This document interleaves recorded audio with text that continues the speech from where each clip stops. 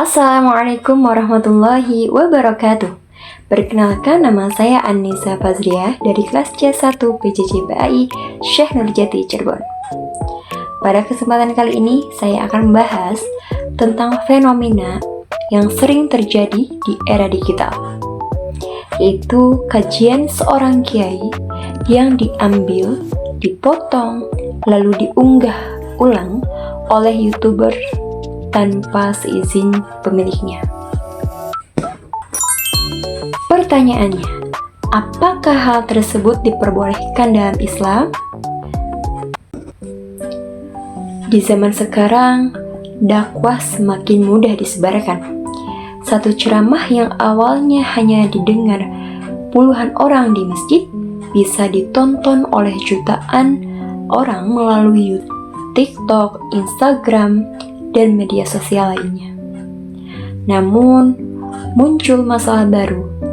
Banyak orang yang mengambil video kajian orang lain, menghapus sumber pemiliknya, bahkan memonetisasi kontennya demi mendapatkan keuntungan pribadi. Parah sih ini. Nah, apakah ini termasuk sedekah ilmu atau justru pencurian hak orang lain? Yuk, kita bahas bersama. Mari kita bahas dari sudut pandang Islam dan kita kaitkan dengan nilai-nilai adab al-alim wal muta'alim karya Kiai Haji Hasyim Asy'ari. Teman-teman pasti sering menemukannya.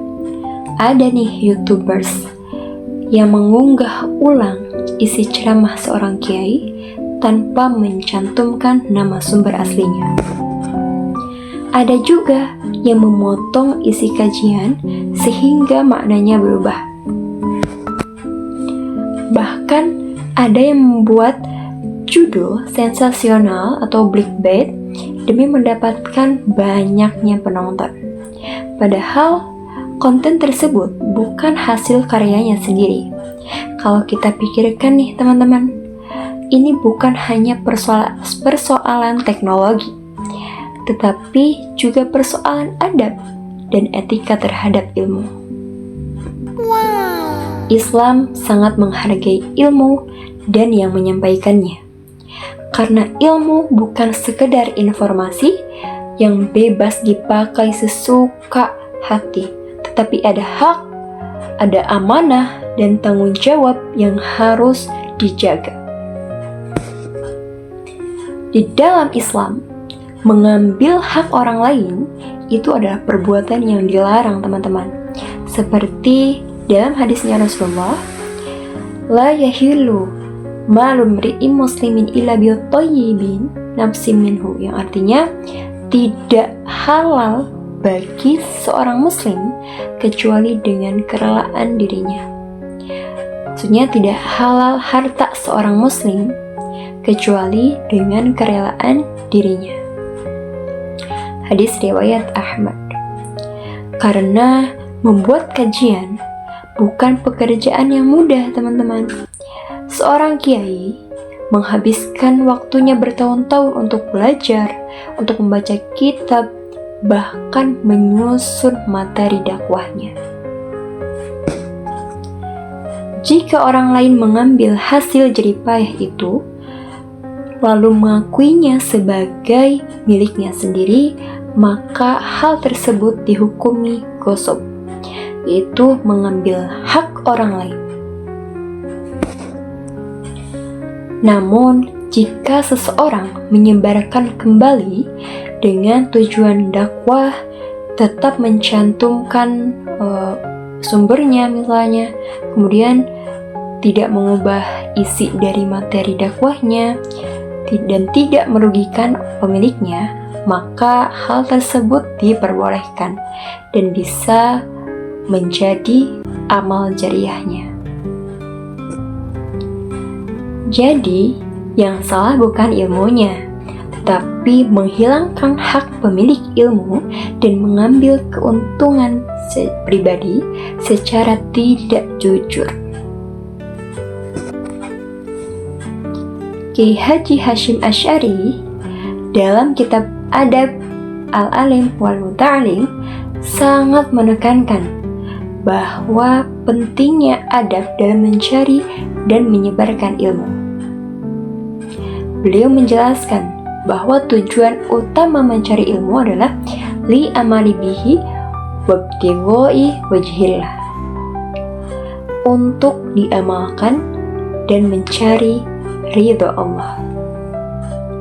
Tujuan kita mencari ilmu hanya ada dua. Yang pertama, untuk diamalkan, dan yang kedua, mencari ridha Allah. Pesan ini sangat relevan di era digital. Jangan sampai nih kita mencari ilmu hanya untuk mencari popularitas manusia. Kalau niatnya aja nih udah mencari keuntungan pribadi, maka keberkahan ilmu itu akan hilang sendirinya. Karena innamal a'malu binniyati wa innamal likulli imri'in ma nawa. Sesungguhnya segala perbuatan itu tergantung pada niatnya sendiri. Jika niatnya baik, maka keberkahan pun akan datang. Jika niatnya sudah buruk, keberkahan itu akan hilang sendirinya karena dari niatnya. Selain itu, Kiai Haji Hashim Asy'ari menekankan pentingnya menghormati guru dan menjaga amanah ilmu yang disampaikan. Adab terhadap guru menjadi salah satu pilar utama dalam kitab tersebut. Sebagai mahasiswa, saya merasa nih, pesan ini sangat penting bagi kita semua. Karena di zaman sekarang, teman-teman, kita sering menganggap semua yang ada di media sosial itu adalah milik umum yang bebas digunakan. Padahal tidak demikian, teman-teman. Ada etika yang harus kita jaga bersama. Kalau kita mengutip jurnal, kita harus mencantumkan sumbernya. Kalau kita mengambil foto orang lain, harus dengan seizin pemiliknya. Begitu pula ketika mengambil kajian seorang kiai, bukan hanya karena aturan hukum, tetapi karena Islam sangat menjaga adab.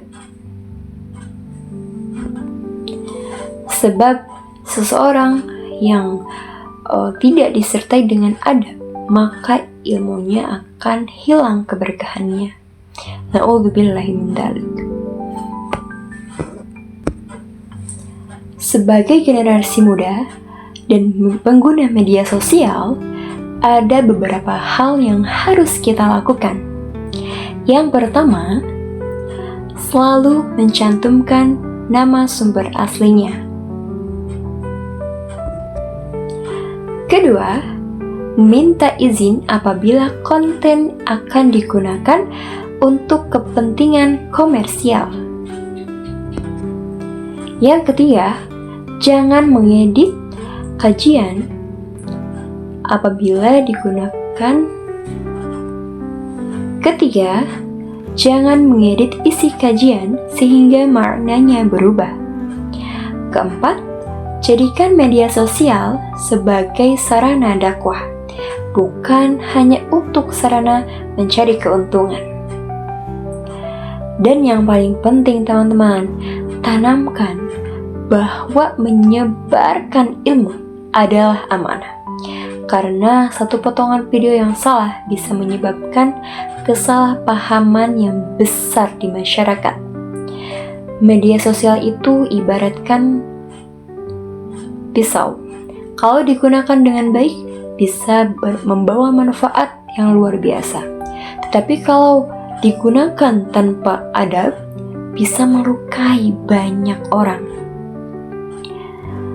Sebagai penutup, kita dapat menyimpulkan bahwa mengunggah ulang kajian seorang kiai tanpa izin, tanpa mencantumkan sumber aslinya, atau mengambil keuntungan pribadi darinya termasuk perbuatan yang tidak benar di dalam Islam.